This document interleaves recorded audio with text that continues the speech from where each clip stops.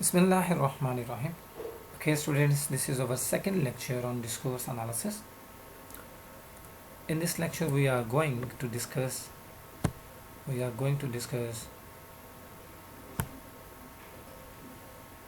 how language builds things and to find out the significance of language regarding our activities, identities, relationships, politics, connections,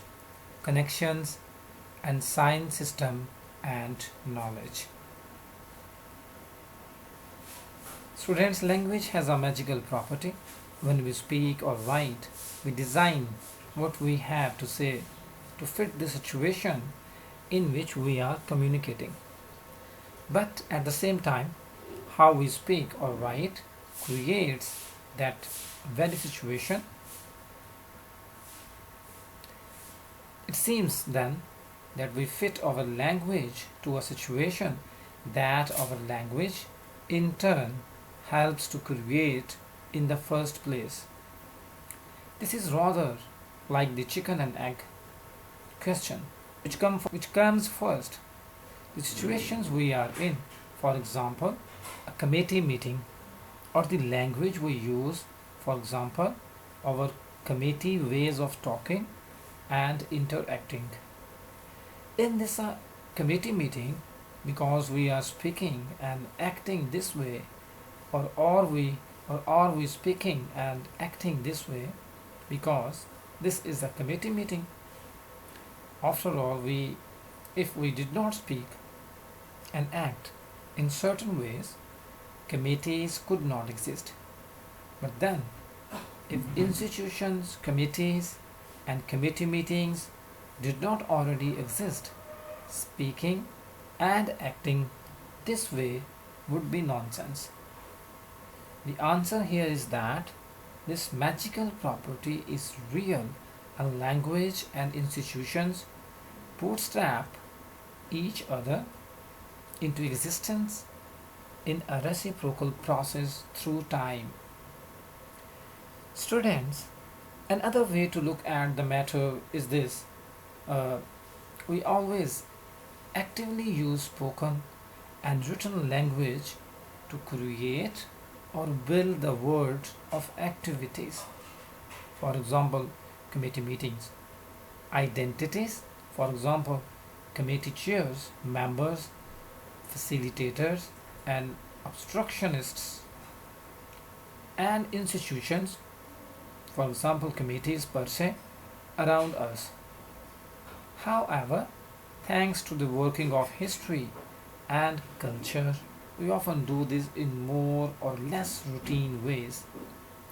These routines, students, make activities, identities, and institutions like committees, committee members of various types, and committee meetings seems to exist apart from language and action in the here and now. However, these activities, identities, and institutions have to be continually and actively rebuilt in the here and now. This is what accounts for change and transformation. Students, we continually and actively build and rebuild our words not just through language but through language used in tandem with actions, interactions, non-linguistic symbolic systems, objects, tools, technologies, and distinctive ways of thinking, valuing, feeling, and believing. Students, sometimes what we build is quite similar to what we have built before. Sometimes it is not. But language in action is always and everywhere. So, students, language in use is a tool used alongside other tools to design or build things.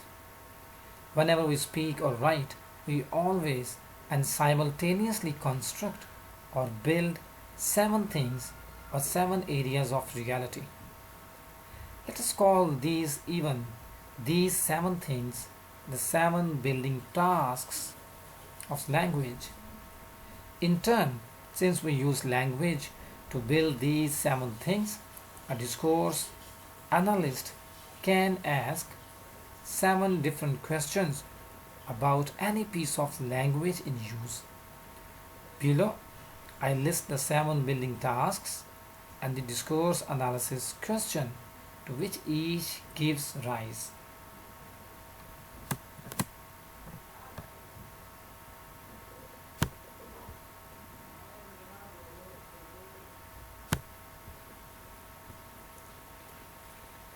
The first one is significance.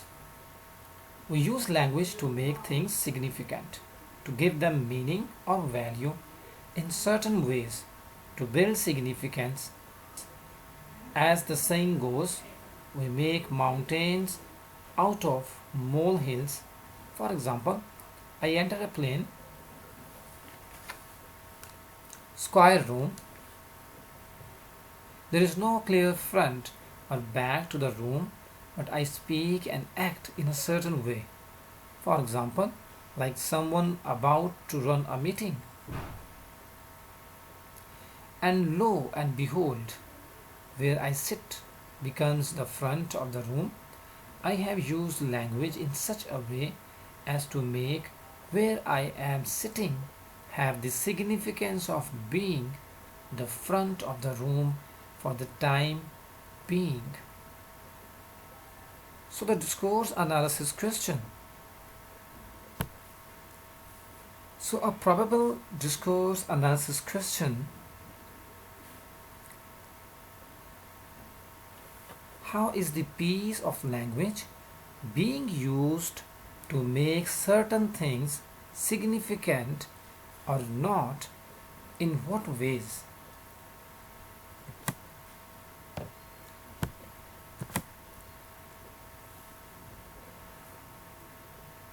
Students, similarly, we use language to get recognized as engaging in a certain sort of activity. That is to build an activity here and now. For example, I talk and act in one way and I am engaged in formally opening a committee meeting.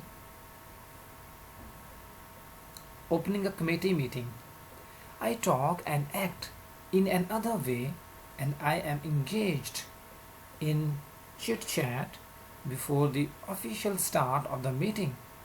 When I act, I have to use language to make clear to others what it is I take myself to be doing. So, the discourse analysis question here is: what activity or activities in this piece of language being used to enact, that is, get others to recognize as going on.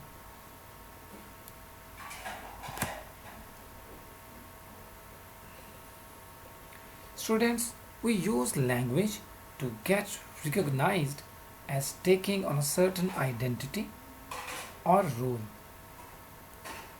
That is to build an identity here and now. For example, I talk and act in one way and I am speaking and acting as chair of the committee. At the next moment, I speak and talk in a different way and I am speaking and acting as one peer colleague speaking to another. Even if I have an official appointment as chair of the committee, I am not always taken as acting as the chair, even during meetings.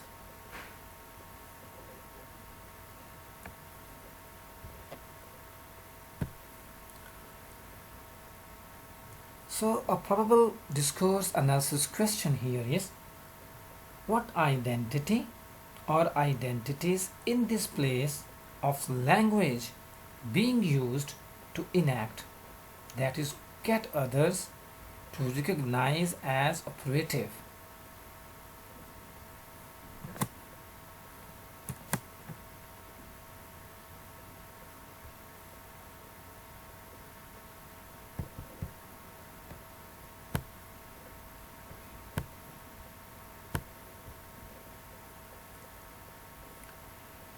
Students, by the same token, we use language to signal what sort of relationship we have, want to have, or are trying to have with our listeners, readers, or other people, groups, or institutions about whom we are communicating. That is, we use language to build social relationships. For example, in a committee meeting, as chair of the committee, I say, Professor Mumtaz, I am very sorry to have to move us on to the next agenda item and signal a relatively formal and differential relationship with Professor Mumtaz.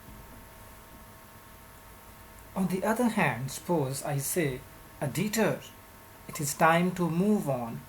Now I signal a relatively informal and less differential relationship with the same person.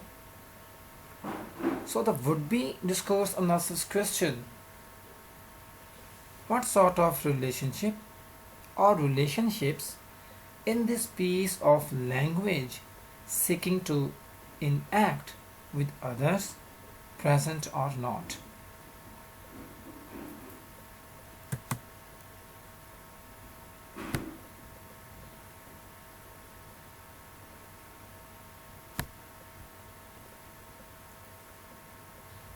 Students, we use language to convey a perspective on the nature of the distribution of social goods. That is, to build a perspective on social goods. For example, if I say Microsoft loaded its operating system with bugs, I treat Microsoft as purposeful and responsible, perhaps even culpable. If I say, on the other hand, Microsoft's operating system is loaded with bugs, I treat Microsoft as less purposeful and responsible, less culpable.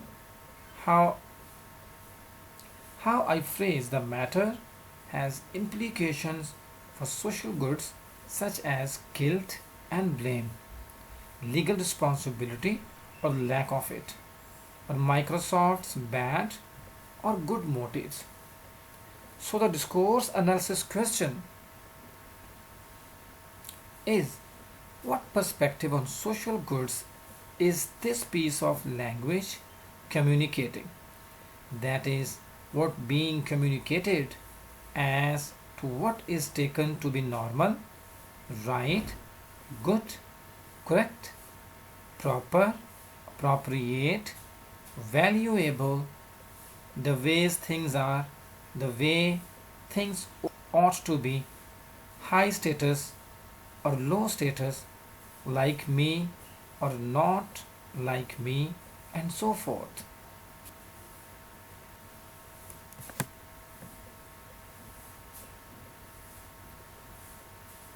So students, we use language to render certain things connected or relevant or not to other things.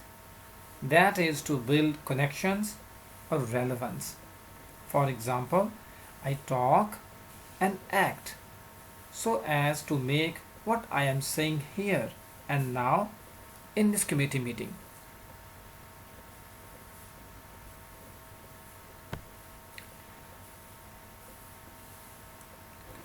Students, things are not always inherently connected or relevant to each other. I have to make such connections.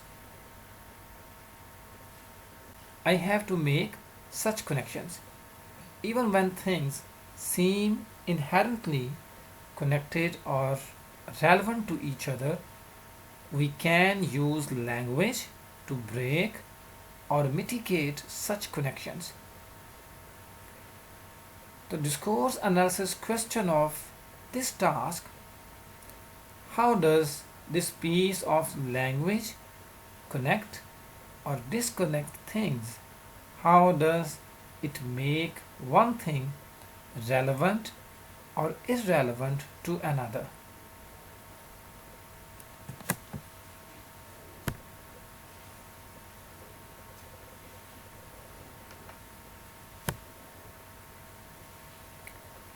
Students, there are many different languages. For example, Spanish, Russian, English. There are many different varieties of any one language. For example, the language of lawyers, the language of biologists, the language of hip hop artists. There are communicative systems that are not language. For example, equations, graphs, images. These are all different sign systems. Furthermore, we humans are always making knowledge and belief claims within these systems. We can use language to make certain sign systems and certain forms of knowledge and belief relevant or privileged or not in given situations. That is to build privilege or prestige for one sign system or knowledge claim over another. For example, I talk and act so as to make the knowledge and language of lawyers relevant, privileged, or not over everybody language or over non-lawyerly academic language in our committee discussion of facilitating the admission of more minority students. The discourse analysis of this part would be, how does this piece of language privilege or privilege or disprivilege specific sign systems?